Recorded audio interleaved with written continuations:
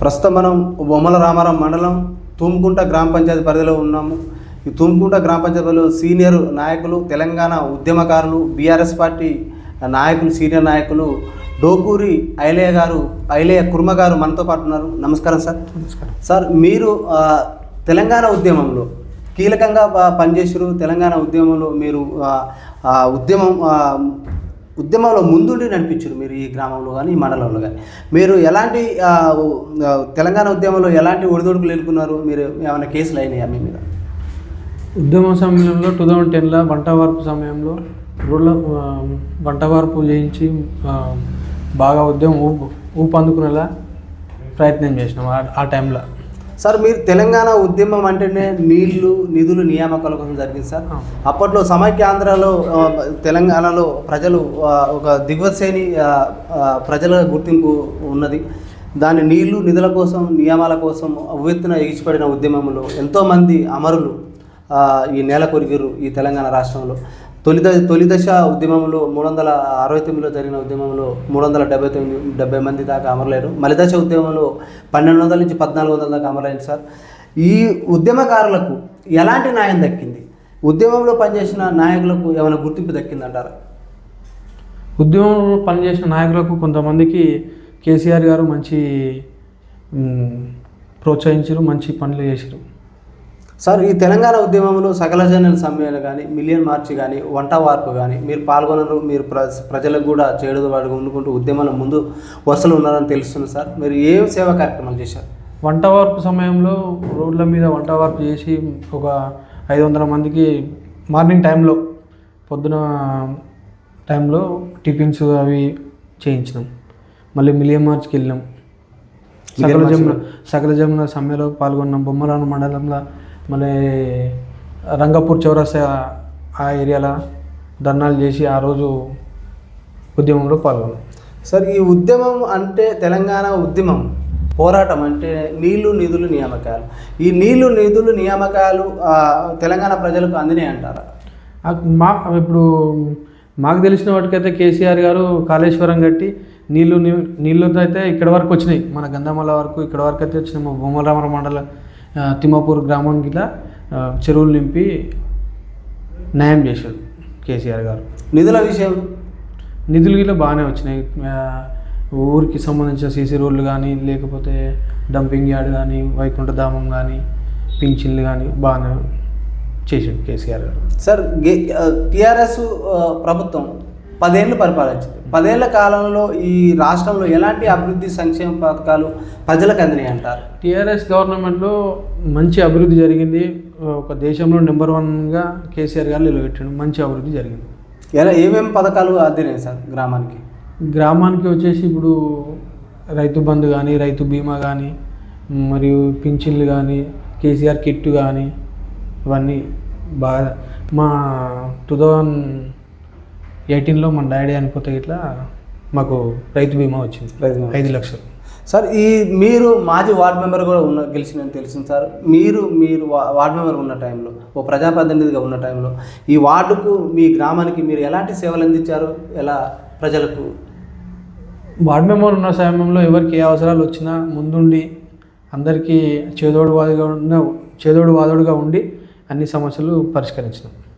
Sir, మీరు TRS ప్రభుత్వం, మీరు 10 ఏళ్ల పాలనలో సంక్షేమ పథకాలతో పాటు ఈ ప్రజలకు ఏమేమి పథకాలు అందినాయి, వారు ఎట్లా మీరు అందించగలిగారు? మీరు టీఆర్ఎస్ గవర్నమెంట్లో పథకాలు అంటే కళ్యాణ లక్ష్మి, షాదీ ముబారకు, ఎవరికి ఏ అవసరాలు ఉన్నా ఇప్పుడు అన్నీ ముందుండి చేసినాం. సార్, ఈ గ్రామంలో యువత ఎలక్షన్ అంటే ఏ ఎలక్షన్ వచ్చినా కూడా ప్రజలు డబ్బుకు, మద్యానికి అమ్ముడు పోవటం జరుగుతుంది సార్. అలాంటి అంటే రాజకీయ పార్టీలనే ప్రజలు ప్రలోభాలకు గురి చేస్తారు. ఇలాంటి సంస్కృతి పోవాలంటే ప్రజల్లో ఎలాంటి చైతన్యం ఉండాలి? ఎలాంటి నాయకులు నిలుపుకుంటే గ్రామం అభివృద్ధి చెందుతుంది అంటారు? ఇప్పుడు ఉన్న అంత జనరేషన్ ఏంటంటే ఈ డబ్బుకు, మద్యానికి ప్రలోభ కాకుండా యూత్, మెయిన్గా యువత కానీ, మధ్య వయసు కానీ, అమ్మలు కానీ, అక్కలు కానీ, చెల్లెళ్ళు కానీ ప్రతి ఒక్కరు ఆలోచించాల్సిన విషయం ఏంటంటే ఈరోజు మద్యానికి అమ్ముడు పోతే రేపు పొద్దుగాల మనకి ఇట్లా అవసరాలు వచ్చినప్పుడు టైంకు రారు. లోకల్గా విలేజ్లో లోకల్గా వండుకుంటూ సమస్యలు పరిష్కరించుకుంటూ మంచి నాయకత్వాన్ని ఎన్నుకుంటే రేపు పొద్దుగాల భవిష్యత్తు తుమ్కుటకు భవిష్యత్తు ఉంటుంది, యువతకు భవిష్యత్తు ఉంటుంది. మంచి అన్ని రంగాల్లో తుమ్కుట గ్రామాన్ని అభివృద్ధికి చెందగలుగుతుంది, సరే అభివృద్ధి చేయగలుగుతాం. ప్రజలను అంటే ఓటర్లను బాగా డబ్బుకు మధ్యానికి ప్రలోభపెడుతున్నారు. నేనేమంటున్నా అంటే రాజకీయాలకు అతీతంగా చెప్తున్నా, ఈరోజు డబ్బుకు మద్యానికి అమ్ముడు పోతే రేపు పొద్దుగాల మన భవిష్యత్తు ఖరాబ్ అవుతుంది, మన పిల్లల తరాల భవిష్యత్తు ఖరాబ్ అవుతుందని నేను నా ఉద్దేశపూర్వకంగా చెప్తున్నా. సరే, యువత కూడా ప్రధానంగా డ్రగ్స్కు మద్యానికి బానిస అయిపోయి వాళ్ళ కుటుంబాలను కూడా చిన్నభిన్నం చేస్తూ అయిపోతుంది. వాళ్ళ కుటుంబాలలో అంటే వాళ్ళు ఏదైతే సాధించాల్సిన గోల్ని వాళ్ళు సాధించలేక ఇది మద్యానికి డబ్బుకే బానిస అయిపోతున్నారు. యువతలో మార్పు రావాలంటే చట్టాల్లో ఏమైనా కొత్తవి రావాలంటారా, లేకపోతే ఎలాంటి ఉపాధి అవకాశాలు ప్రభుత్వాలు కల్పించాలంటారు? దీనికైతే యువత ఈ మద్యానికి డ్రగ్స్కు బానిస అయితే కనీసం ఈ గవర్నమెంట్ కఠిన చర్యలు తీసుకోవాలి, వాళ్ళ మీద యాక్షన్ తీసుకోవాలి. ఎవరైతే అనుమానాస్థితిలో డ్రగ్స్ కానీ దీనికి కానీ ప్రభావితం అవుతారో వాళ్ళని కొంచెం పట్టుకొని వాళ్ళకు స్థానికంగా ఉన్న బొమ్మలను కానీ ఇక్కడ లోకల్ కానీ వాళ్ళని హెచ్చరిస్తే బాగుంటుంది. సార్, ఈ స్థానిక సంస్థ ఎలక్షన్ నుంచి సంవత్సరాల పైచీలకి అయిపోయింది. స్పెషల్ ఆఫీసర్ పాలంటారు, ప్రజలేమో మేము అడిగితే స్పెషల్ ఆఫీసర్ ఎవరో మాకు తెలియదు అంటున్నారు. గ్రామ అభివృద్ధి కుంటుపడిపోయింది, కేంద్ర నిధులు కూడా రావట్లేదు అంటున్నారు. ఇలాంటి టైంలో ఎలక్షన్ జాప్యం జరుగుతుంది. ఎందుకు కాంగ్రెస్ పార్టీ ఎలక్షన్ పెట్టలేకపోతుంది అంటారు? తక్షణమే ఇప్పుడు పెట్టలేకపోవడం కారణాలు ఏంటో మనకు తెలియదు, కానీ తక్షణమే ఎలక్షన్ పెడితే బాగుంటుంది. ఇంకొకటి ఏంటంటే ఊర్లో సమస్యలన్నీ కుంటుపడిపోయినాయి. అధికారుల దగ్గర పోతే చేస్తాము వస్తాము పోతాము అని అంటున్నారు. ఒక ఎలక్షన్ కమిటీ పెట్టేస్తే బాగుంటుంది, సర్పంచ్ ఎలక్షన్లు పెట్టేస్తే బాగుంటుంది. సార్, ఊరికి ఏమైనా అభివృద్ధి కార్యక్రమాలలో ముందుకెళ్తుంది, లేకపోతే అభివృద్ధి కుంటుపడిపోతుంది కదా. సార్, మీ గ్రామంలో విద్యా వైద్యం ఏ విధంగా అమలవుతుంది, ఎలా ఉంది సార్? విద్యా వైద్యం అంటే బాగానే ఉంది సార్, ఇప్పటికైతే విద్య అయితే బాగానే ఉంది. ఇక అంతా గవర్నమెంట్ స్కూల్లోకి వెళ్ళిపోతారు కదా, ఇంకేమంటారు సార్? ఈ ప్రజలు అంటే ఇప్పుడు ప్రధానంగా గ్రామాలలో వ్యవసాయం చేసే వాళ్ళు కోతుల సమస్య బాగుంది అంటున్నారు సార్. ఏరే పంటలు వేయలేకపోతున్నాము, అంతర పంటలు కానీ ప్రత్యామ్నాయ పంటలు వేయలేకపోతున్నాం. ఈ కోతుల వేడతోటి బాగా ఇబ్బంది పడుతున్నాం అంటున్నారు ప్రజలు. ఆ కోతుల నివారణకు గత ప్రభుత్వంలో జరగలేదు న్యాయం, ఈ ప్రభుత్వంలో కూడా జరుగుతలేదు. ఎవరైతే మీ స్థానిక సంస్థల్లో సర్పంచ్కి మేము ఓటేయాలంటే మాకు ఫస్ట్లో కోతుల నివారణ చేసిన వాళ్ళకి ఓటేస్తామని కూడా ప్రజలు అంటున్నారు సార్. దీనిని మీరు ఎట్లా చూస్తారు? అయితే ఇక్కడ మా దగ్గర అయితే కోతులు అయితే లేవు, వాస్తవానికి అయితే లేవు, మా దగ్గర అయితే కోతులు అయితే లేవు, అంత లేవు, కోతులు అయితే లేవు సార్. ఇంకోటి ప్రధానమైన రైతులు ఏమున్నా ఒక 4-5 ఉంటాయి ఊర్ల మీద, మామూలుగా ఇండ్ల కాడ తిరుగుతాయి. కానీ రైతులు కూడా ప్రధానమైన ఇంకో సమస్య తీసుకొచ్చారు. పనికార పథకం ఉంది కదా సార్, దాన్ని వ్యవసాయానికి అనుసంధానం చేయాలంటారు. దాన్ని చేయడం వల్ల రైతుల్లో కూడా కొంచెం అభివృద్ధి జరుగుతుంది, రైతులు కూడా ఎక్కువ మెరుగైన పంటలు పండించే అవకాశం ఉందంటున్నారు సార్. మీరు దీన్ని ఎట్లా? ఇప్పుడు రైతులు కోరుకునేది చేస్తేనే మనకు ఇట్లా బాగుంటుంది కదా. రైతులకు ఏ విధంగా మనము వెసులుబాటు ఉంటుందో, ఎలాగ అయితే వాళ్ళు వ్యవసాయంలో ముందుకు అభివృద్ధి రంగంలో ముందుకు పోతారో, వ్యవసాయ అభివృద్ధి రంగంలో ముందుకు పోతారో వాళ్ళకు ప్రోత్సహిస్తే బాగుంటుంది మనం ఇట్లా. సార్, భవిష్యత్తులో మీకు పార్టీ అవకాశం కల్పించి మీకు ఏదైనా సర్పంచ్గానో ఎంపీటీసీనో జరిపిన అవకాశం కల్పిస్తే ప్రజలకు మీరు సేవ చేయడంతో పాటు ఎలాంటి అభివృద్ధి కార్యక్రమాలు చేపట్టే అవకాశం ఉంది? మీరు పార్టీలకు అతీతంగా పార్టీలకు అతీతంగా కానీ నాకు దృష్టికి వచ్చిన ప్రతి సమస్యను ఊరు గురించి పరిష్కరించి ఊరిని అభివృద్ధి పదంలో నడిపిస్తానని నేనైతే ఆమె సార్. ప్రధానంగా ఈ యూత్ కూడా మేము మాట్లాడతారు సార్. ఇక్కడ లైబ్రరీ వసతి కల్పించాలంటున్నారు. దాంతోపాటు యువతకు అంటే ఏమైనా ఉద్యోగాల కల్పన విషయంలో కొంచెం ట్రైనింగ్ స్కిల్స్ కూడా కావాలంటున్నారు. అవి ఏమైనా మీరు చేపట్టే అవకాశాలు ఉన్నాయంటారు?